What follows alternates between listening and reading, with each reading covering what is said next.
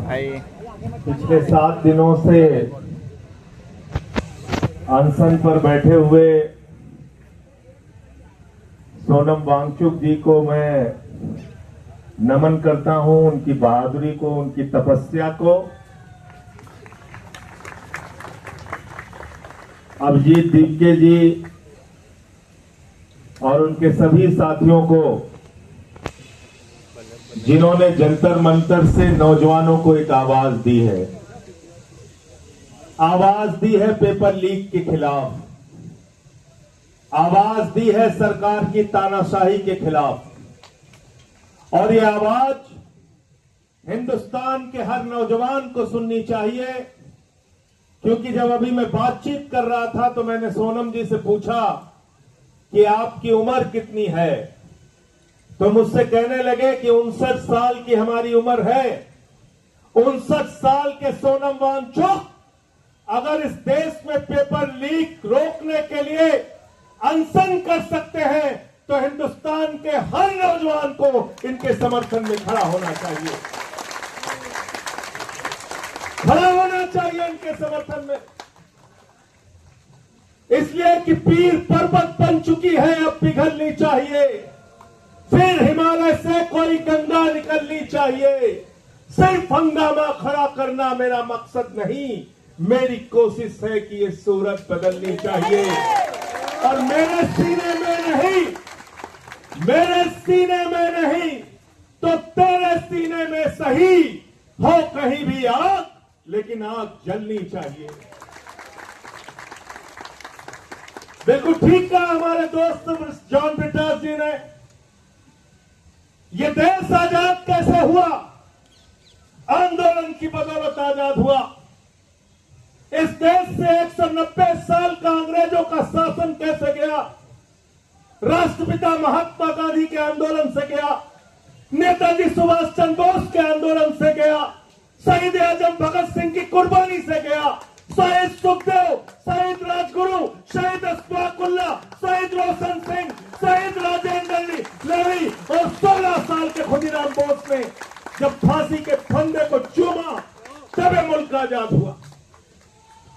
ये मुल्क उन लोगों की बदौलत याद नहीं, याद रखना, उन लोगों की बदौलत, उन लोगों की बदौलत ये मुल्क आजाद नहीं हुआ जो उस जमाने में अंग्रेजों की दलाली कर रहे थे। नाम ले लूंगा तो मुश्किल हो जाएगी, नाम ले लूंगा तो मुश्किल हो जाएगी। सदन में मुझसे कहने लगे वंदे मातरम पे बहस करो। मैंने कहा पे ही मानो, 4 लोगों का नाम बताओ जो वंदे मातरम लगा के तुम्हारे पुरखे जेल गए थे। 4 के नाम बताओ। वंदे मातरम की बात करते हो, भारत माता की जय की बात करते हो, तुम लोग बात करते हो जिन्होंने अपने मुख्यालय पे 52 साल तक भारत माता का तिरंगा झंडा नहीं फहराया, उनसे कोई देशभक्ति का प्रमाण पत्र नहीं चाहिए। मुझे बहुत अफसोस है कि देश के शिक्षा मंत्री ने हमारे नौजवानों को देशद्रोही कहा।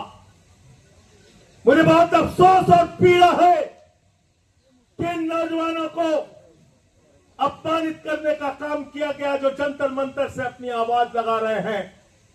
मैं भारत के प्रधानमंत्री नरेंद्र मोदी और देश के शिक्षा मंत्री से कहना चाहता हूं, ये अपने हक के लिए यहां पर है, पेपर लीक को रोकने के लिए यहां पे है, और पेपर लीक पूरे हिंदुस्तान में रुकवा कर दम लेंगे। ये इनकी लड़ाई उस बात के लिए है। तुम इनको देशद्रोही कह रहे हो?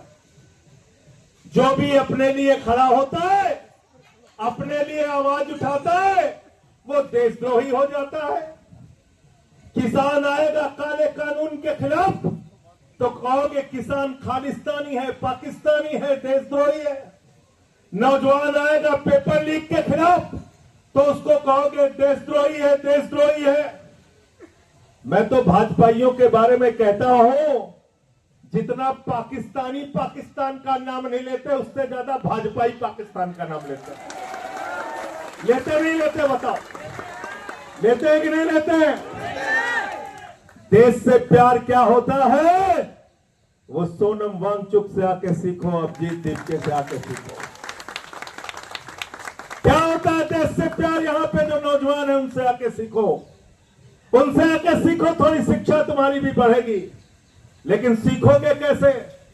तुम तो दूसरा काम सीखने में लगे हो, दूसरा काम सीखने में लगे हो, स्कूल लूट रहे हो, या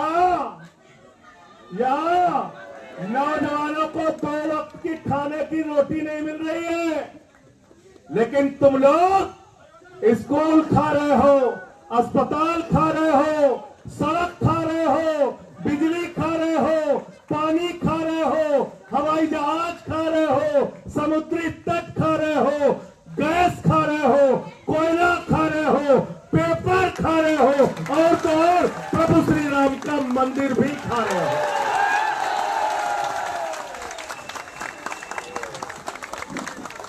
मैं बड़ा हैरान था कि सब कुछ तो खा गए, अब क्या खाएंगे?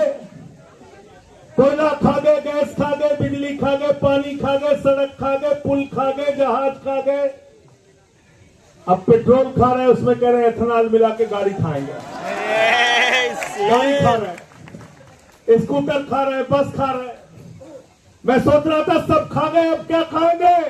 कह लगे संजय सिंह जी गलत फहमी मत पालो, अब हम प्रभु श्री राम का मंदिर खाएंगे, वहां का चंदा खाएंगे। चंदा लूट रहे हैं, चंदा चोरी कर रहे हैं। तो मैं ये कहना चाहता हूं, जिन्होंने भगवान को नहीं बख्शा वो ना तो राम के हैं, ना आम के हैं, ना किसी काम के हैं। गलत तो नहीं कह रहा हूं? प्रधानमंत्री जी हर 15 दिन पे बात करने आ जाते हैं। क्या कहते हैं? मन की बात। परीक्षा ऐसे देना बच्चों, हाई स्कूल में ऐसे पढ़ना, इंटर में ऐसे पढ़ना, सुबह उठ के ऐसे जाना, रात में ऐसे याद करना। कई लोग रोने लगते हैं, कहते कितने बढ़िया प्रधानमंत्री, बताओ बच्चों को परीक्षा पे चर्चा कर रहे हैं, परीक्षा पे चर्चा कर रहे हैं। 93 पेपर लीक हो गए हिंदुस्तान में। मैं भारत के प्रधानमंत्री से कहना चाहता हूं, एक बार पेपर लीक पे चर्चा करके दिखाओ, पूरे हिंदुस्तान का नौजवान किससे जुड़ा। करो पेपर लीक पे चर्चा। मैं चला गया प्रयागराज, अभिजीत जी, मैं प्रयागराज चला गया पेपर लीक पे चर्चा करने। हमारे कमरे में पुलिस वाले आ गए, ये स्टार वो स्टार बंदूक लेके सब पहुंच गए वहां पे। कहने लगे यहाँ पे आप क्या बात कर रहे हैं? हमने कहा तुमसे क्या मतलब? बंद कमरे में कहने लगे पेपर लीक पे चर्चा तो नहीं कर सकते आप। मैंने कहा तुम पेपर लीक कर सकते हो बेईमानो, हम चर्चा भी नहीं कर सकते, हम चर्चा भी नहीं कर सकते। तो मैंने पेपर लीक पे चर्चा किया वहां पे, और जो पेपर लीक पूरे हिंदुस्तान में हुआ है, तो हमसे कई बार लोग पूछते हैं कि आप लोग बीजेपी वालों को क्यों दोषी ठहराते हैं, मोदी जी को क्यों दोषी ठहराते हैं, शिक्षा मंत्री को क्यों दोषी ठहराते हैं? अरे इस सरकार का क्या लेना देना पेपर से?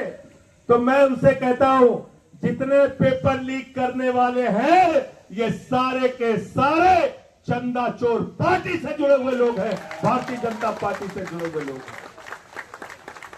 गलत तो नहीं कह रहा हूं? गलत तो नहीं कह रहा हूं? कहते कैसे पता किया? हमने कहा बेईमानों, नीट का पेपर लीक जब हुआ था पहली बार, तुमने जिन लोगों को गिरफ्तार किया था वो सब के सब बरी हो गए। कैसे बरी हो गए? पता चला सीबीआई ने समय पे चार्जशीट नहीं दाखिल की थी। गलत तो नहीं बोल रहा हूं? गलत तो नहीं बोल रहा हूं? बताओ अगर प्रधानमंत्री शामिल नहीं है, बताओ अगर इनकी पार्टी शामिल नहीं है, तो प्रधानमंत्री के नीचे काम करने वाली सीबीआई ने पेपर लीक के माफियाओं के खिलाफ समय पे चार्जशीट दाखिल क्यों नहीं की? उनको सजा क्यों नहीं दिलाई आज तक? बताओ जरा हमको इस सवाल का जवाब दो। इसलिए इनसे जरा सावधान रहना। ये आपके आंदोलन को कमजोर करने की तरह तरह की कोशिश करेंगे। मैं देखता हूं यहां पे भी कुछ लोग आ जाते हैं अंधभक्त। आते नहीं आते हैं बीच में उलझाने के लिए, हिंदू मुसलमान करने के लिए। कहते हैं कि नहीं कहते हैं? उनसे ये कहना, जितने स्कूल बंद हुए हिंदुस्तान में, 1 लाख सरकारी स्कूल बंद हुए, 1 लाख सरकारी स्कूल। कौन पढ़ता है उन सरकारी स्कूलों में? गरीब का बच्चा, पिछड़े का बच्चा, दलित का बच्चा। 1 लाख सरकारी स्कूल हिंदुस्तान में बंद हो गए। 1,20,000 सरकारी स्कूल हिंदुस्तान में है, जिसमें सिर्फ एक टीचर काम करती है। 90,000 सरकारी स्कूल हिंदुस्तान में ऐसे हैं जिसमें बच्चियों के लिए टॉयलेट का इंतजाम नहीं है। इस देश में हजारों लाखों सरकारी स्कूल ऐसे हैं जहां पे मिड डे मील में बच्चों को नमक रोटी खाने के लिए दी जाती है। उनके चावल में कीड़े पड़ जाते हैं। मैं पूछना चाहता हूं, हिंदुस्तान के अंदर लोगों को बांटने वाले लोगों, बताओ, जो नारा लगाते हो जिस हिंदू का खून न खोला, इन बच्चों के स्कूल बंद होने पर तुम्हारा खून क्यों नहीं खोलता? क्यों नहीं तुम सड़कों पे आते हो पेपर लीक के सवाल पे? आओ जंतर मंतर पे समर्थन करने के लिए आओ इनका साथ दो नौजवानों का। और 20 तारीख से संसद शुरू होने जा रही है। मैं आज इस जंतर मंतर से देश के प्रधानमंत्री को कहना चाहता हूं, जो सोनम वांगचुक का मुद्दा है, अभिजीत दुबे का मुद्दा है, हिंदुस्तान के करोड़ों नौजवानों का मुद्दा है, उस मुद्दे का समाधान जल्दी से कर दो, वरना 20 के बाद देश की संसद को चलने नहीं देंगे। आपके खिलाफ लड़ाई लड़ने का काम करेंगे। और विकास जानते हैं, हम तो ऐसे ही बदनाम है। ये लोग 3 काला कानून लेके आए थे, मैंने माइक तोड़ दिया। जिस माइक से वो काला कानून पास करने जा रहे थे, मैंने माइक तोड़ दिया, मुझे उठा के सस्पेंड कर दिया। भाजपा नाराज हो गए, कहने लगे देखिए संजय सिंह ने माइक तोड़ दिया, माइक तोड़ दिया, माइक तोड़ दिया। मैंने कहा बेईमानो, तुमने किसानों की हड्डियां तोड़ी है, मैंने तो सिर्फ माइक तोड़ा, ये काला कानून वापस ले लो। नहीं माने हमारी बात। 1 साल तक आंदोलन चला और 1 साल के बाद भारत के प्रधानमंत्री सामने आए, कहने लगे हमारी तपस्या में कमी रह गई। एक तो इतना रोंधा प्रधानमंत्री आज तक दुनिया के किसी देश में नहीं हुआ। हर बात पे बेचारा रोने लगता है। कोरोना में लोग मर जाएंगे, उसके बाद रोने लगेगा आके। हर बात पे रोने लगता है प्रधानमंत्री हमारा। ऐसा प्रधानमंत्री है, चुनाव में गए उत्तर प्रदेश में, कहने लगे उत्तर प्रदेश के लोगों, भारतीय जनता पार्टी को वोट दे दो। लोगों ने पूछा साहब क्यों वोट दे दे? बोले तुम्हें कोई चिंता करने की जरूरत नहीं। बोले साहब क्या क्या करोगे? तो देश का प्रधानमंत्री क्या कहता है, जरा ध्यान से सुनना। भारत का प्रधानमंत्री उत्तर प्रदेश में स्कूल बनाने के लिए नहीं कहता, अस्पताल बनाने के लिए नहीं कहता, सड़क बनाने के लिए नहीं कहता, रोजगार देने के लिए नहीं कहता, फैक्ट्री लगाने के लिए नहीं कहता, पेपर लीक रोकने के लिए नहीं कहता। देश का प्रधानमंत्री कहता है भाइयों और बहनों, जरा हमको बताओ, अगर गांव गांव में कब्रिस्तान है तो शमशान होना चाहिए कि नहीं होना चाहिए? बोला था कि नहीं बोला था? बोला था कि नहीं बोला था? गलत तो नहीं कह रहा हूं। जिस देश का प्रधानमंत्री बच्चों के स्कूल की चिंता नहीं करता, अस्पताल की चिंता नहीं करता, रोजगार की चिंता नहीं करता, तुम्हारे भविष्य की चिंता नहीं करता, जिस देश के प्रधानमंत्री का मकसद गांव गांव में शमशान बनाने का है, वो तुम्हारा भला कभी नहीं कर सकता, याद रखना। अब उसके चेले हैं, कहते हैं विश्व गुरु है, 56 इंच का इनका सीना है। मैंने कहा भाई 56 इंच का इंसान का सीना नहीं होता, जानवरों का हो सकता है। ये पहले कहना बंद करो, ऐसे प्रधानमंत्री का अपमान मत करो, ये गलत बात है। अब हमें गधे घोड़े का नापना पड़ेगा कितने इंच का सीना होता है। क्या लगे 56 इंच का, 56 इंच का। अब रोज ट्रंप डांटता रहता है, रोज डांटता रहता है, कहता रूस से तेल मत खरीदना। बोले जी हुजूर, बोले हम देखेंगे तुम्हारे ऊपर। बोले जी हुजूर। बोले अगर पकड़े गए रूस से तेल खरीदते हुए तो टैरिफ बढ़ा देंगे। कहने लगे जी हुजूर हम नहीं खरीदेंगे, नहीं खरीदेंगे। आज देश में महंगाई किसकी वजह से? स्टेट ऑफ हॉर्मोज से, जहां से 50% तुम्हारा कच्चा तेल और 60% गैस आती थी। वो स्टेट ऑफ हॉर्मोज क्यों बंद हुआ? देश के प्रधानमंत्री की गलत नीतियों के कारण। इनको कहीं भी मेडल के लिए बुला लो, चले जाएंगे। मैं तो कह रहा हूं अभिजीत दीपके को सीजेपी के तरफ से एक मेडल प्रधानमंत्री के लिए घोषित कर दो, देखो जंतर मंतर पे भी आ जाएगा।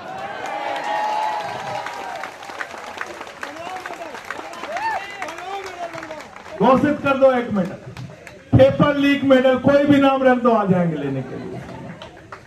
अभी कहीं गए थे, कौन से देश में गए थे? सेशल्स में गए थे। 1,15,000 की आबादी है वहां पे। उसी दिन उन्होंने मेडल बनाया, उसी दिन पहना दिया, प्रधानमंत्री चले आए। इजराइल चले गए 3 दिन पहले युद्ध के। तो भारत के प्रधानमंत्री, उनको पूरी दुनिया में घूम घूम के चिंता है। देश में हिंदू मुसलमान करके लोगों को बांटने की चिंता है। देश के अंदर नफरत फैला के अपने वोट की राजनीति करने की चिंता है। लेकिन पेपर लीक कैसे खत्म हो, इस बात की चिंता अगर प्रधानमंत्री को नहीं है, तो मैं पूरे देश के नौजवानों को आह्वान करना चाहता हूं फिर से एक बार कि एक तरफ 59 साल के हमारे सोनम वांगचुक हैं और दूसरी तरफ हमारा ये भाई, ये नौजवान साथी अभिजीत दीपके है। इनके कंधे से कंधा मिलाने के लिए आओ। हमारा ये रंगा भाई है, इनके साथ दो। हमारे एक जितने भी साथी हैं इस जंतर मंतर के आंदोलन में, मैं सर झुका के आप सबको नमन करता हूं, आपके हौसले को नमन करता हूं और यकीन दिलाना चाहता हूं कि सिर्फ बातों में यकीन मत रखना। यहाँ पे बहुत सारे लोग आएंगे, बोलेंगे और चले जाएंगे, लेकिन हम आपके लिए करते क्या है उसके ऊपर पूरी नजर रखना। अगर संसद चली और हमारी और जॉन ब्रिटास की आवाज वहां पर सुनाई नहीं दी, तो सवाल हमसे भी करना। और जो लोग आके यहाँ पर बड़ी बड़ी बातें करेंगे, सवाल उनसे भी करना। वो शख्सियत आपके बीच में है सोनम वांगचुक जी, जिन्होंने लद्दाख के अधिकारों के लिए लड़ाई लड़ी। हम लोगों की फोन पर उस समय कई बार बातें होती थी। 16 दिन का अनशन इन्होंने किया, 21 दिन का अनशन इन्होंने किया, कई 100 किलोमीटर की पद यात्रा इन्होंने की। आप लोगों ने कई देश के कई हिस्सों में जाके आंदोलन किया, नौजवानों की आवाज उठाई। इस आवाज को कमजोर मत होने देना। आपके सिर्फ जंतर मंतर पर बैठने से पूरी सत्ता कहीं न कहीं हड़बड़ाई, बौखलाई और डरी हुई है। और डरपोक लोग ये सिर्फ पुलिस के भरोसे अपनी छाती चौड़ी करके घूमते हैं। मैं पुलिस के जवानों से भी कहना चाहता हूं, हमारे बीच में हरेंद्र यादव हैं, आप हरेंद्र यादव जी हैं और हमारे साथी हैं। ये सेना में इन्होंने कई वर्षों तक भारत की सेवा की है। मैं आप लोगों से भी कहना चाहता हूं, पुलिस के जवानों से, मैं पुलिस के अधिकारियों से भी कहना चाहता हूं, तुम्हारे बच्चे भी पेपर लीक से परेशान हैं। तुम्हारे बच्चों का भी पेपर लीक होता है। अगर सरकार डंडा मारने को कहे तो डंडा सड़क पे चला के तोड़ देना, बच्चों के ऊपर मत चलाना। ऐसा किया था, एक जमाने में किया था, जब इस देश में आपातकाल लगा था, तो उसके खिलाफ जब नौजवानों ने आंदोलन किया था, तो पुलिस के लिए नारा लगता था, ये अंदर की बात है, पुलिस हमारे। तो इसलिए आप लोगों को फिर से एक बार आपके आंदोलन को हृदय की गहराइयों से बधाई देते हुए, आपके आंदोलन को नमन करते हुए, इस भरोसे के साथ कि इस सरकार को आपके आगे झुकना पड़ेगा, आपकी बात, आपकी मांगों को मानना पड़ेगा, मैं अपनी बात को यहीं पे समाप्त करता हूं और चंदा चोरों के लिए एक लाइन कह के अपनी बात को खत्म करूंगा। ये अमन बिक रहा है, चमन बिक रहा है, अमन बिक रहा है, चमन बिक रहा है, गरीबों के तन का कफन बिक रहा है, बाजारों में राधा का तन बिक रहा है, यारो बुरा न मानो तो कह दो, इन बेईमानों के हाथों वतन बिक रहा है, इन बेईमानों के हाथों वतन बिक रहा है। इस वतन का सौदा करने वाले लोगों से आपको ये लड़ाई लड़नी है। और पीछे से कोई एक गीत के लिए बात कर रहे थे, गीत कह के अपनी बात खत्म करूंगा। आप भी साथ देंगे ना हमारा?